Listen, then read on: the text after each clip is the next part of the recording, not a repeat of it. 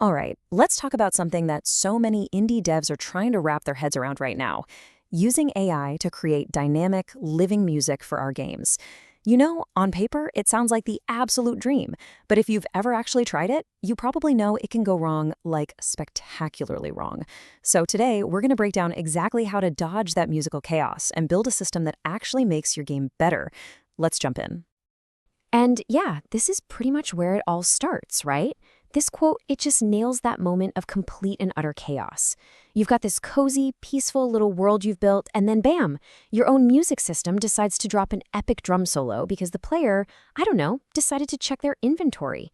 It's hilarious for sure, but it's also a huge red flag that something fundamental in your approach is, well, broken. So, how do we fix this thing? Well, here's our game plan. We're going to start by digging into why these soundtracks break in the first place. Then we're going to completely shift our mindset on what game music even is. From there, it's all practical stuff: how to experiment safely, how to pick the right tools for the job, get your whole team involved, and then we'll wrap it all up with a super concrete action plan you can use literally today. Okay, first up, the broken soundtrack problem. I'm telling you, it is almost guaranteed to happen on your first try. And you know what? That's not just okay, it's actually a really good thing. See, when your soundtrack blows up, it's actually teaching you three incredibly important truths. First, this stuff isn't magic, it's a system, and systems need clear, logical rules. Second, the AI is amazing for generating ideas and content, but your game, your code, has to be the one to set the boundaries. And third, and this is the big one, the real hard work isn't composing the music, it's the glue. It's all about mapping game states to musical changes and making sure those transitions are smooth. That's where the real battle is fought. And that whole challenge with the glue work, it leads us to what is probably the single most important mindset shift you need to make. And it's this: your game's music is not a playlist.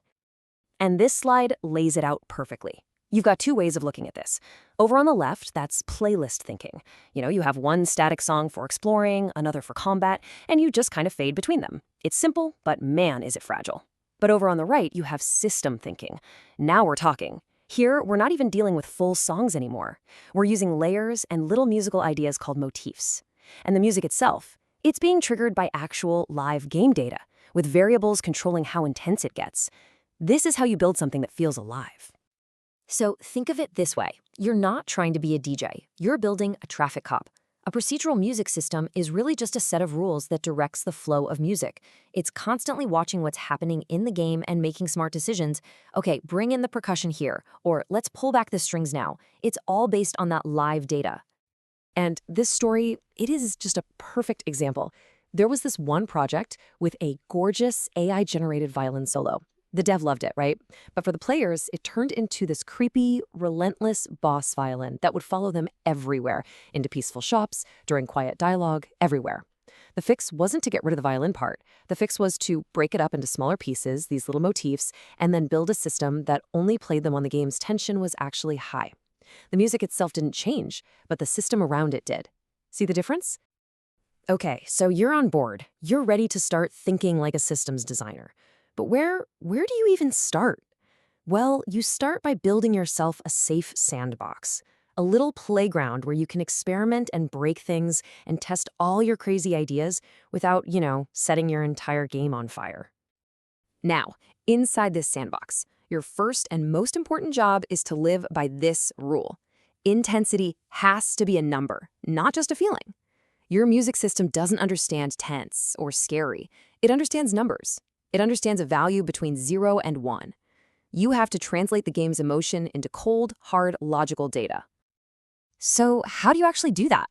Well, you can start with a super simple formula, like this one. Just create a single variable. Let's call it intensity. Then you can calculate it by adding together some basic game metrics. For example, the number of enemies nearby, plus a value based on how much health the player has left. And just like that, you have a single, clean number that tells your music system exactly how tense things are. Now, here's the thing. You do not have to build a system that reacts to the entire universe all at once. Think of it like a reactivity coverage map with different tiers. Start small. Tier 1 is just your basic static loop for each area. But getting to Tier 2, where you're just swapping between calm and combat layers, that's a huge win for most indie games. Then later, maybe you can move up to a smooth intensity curve at Tier 3, or even have narrative triggers in Tier 4. The point is, start small, get it working, and build from there. Once you've figured out your scope, your tier, it's time to pick your tools. And I know this can feel totally overwhelming, but we can make it a lot simpler by just asking one really critical question first. And that big question is this: where do you want the brains of this operation to live? Are you going to use a cloud service that just generates a bunch of tracks for you? Is it going to be a plugin inside your music software? Or are you going to write code that generates music right there inside your game engine? Let's break it down with this little decision card. A cloud AI generator, super fast for getting a ton of musical content with very little setup. The trade-off is you have way less control once the game is actually running. A DAW plugin, that's a plugin for your music software like Ableton or Logic that gives a composer tons of control, but it means a lot more manual exporting and mixing. And then an in-engine generator, well, that gives you the most reactivity, the most live feeling, but it's going to cost you more in engineering hours. Look, the bottom line is this: there is no single best tool out there. Don't listen to the hype. The best tool is the one that fits your budget, your team's skills, and honestly, your own personal tolerance for how complex you want this system to be. All right, we're in the home stretch. You've got your systems thinking cap on, you've built your sandbox, and you've picked your tools. Now it's time to bring it all together, work with your team, and get this thing ready to ship. Now, for collaboration, please use sliders, not spreadsheets. Build a simple little debug panel with a few sliders. Let your level designer, your writer, whoever, let them play the music system like an instrument. Let them drag that intensity slider up and down and just hear what happens. Getting feedback like, hey, I want the music to threaten me a little earlier in this section, that is 1,000 times more useful than trying to explain some complex spreadsheet of transition rules. And before you ship, you absolutely need guardrails. Put a hard cap on your intensity value, so it can't go crazy. Limit how many musical layers can play at once to avoid a mess. It's also a great idea to code in a slow decay, so even if a bug happens, the combat music will eventually fade out on its own. And please, have a simple, bulletproof playlist ready to go as a safe mode, just in case your amazing procedural system ever gets totally lost. Okay, we have covered a ton of ground, so let's boil all of this down into that simple action plan I promised you, something you can actually start working on the minute this explainer is over. Here it is, your roadmap. 6 simple steps. 1. Define what you want in a single sentence. 2. Pick your reactivity tier, and please start small. 3. Choose your tool and make sure you understand the license. 4. Build that audio_lab scene before you do anything else.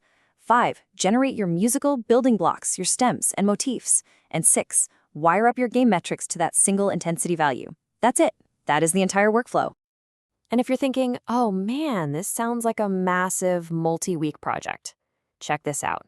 For most small teams, you can get a basic, functional, bug-free version of this system up and running in your audio lab in just 5 to 10 focused hours. It's so much more achievable than you think. And in the end, that's what this is all about. When you really get it right, the system just disappears. It becomes invisible. It just works. Your players will never have any idea about the chaos you prevented, or how close they came to hearing those epic boss drums while they were just trying to browse for some healing potions. And isn't that the whole point? A system so good, no one ever even notices it's there. Thanks for joining me on this one.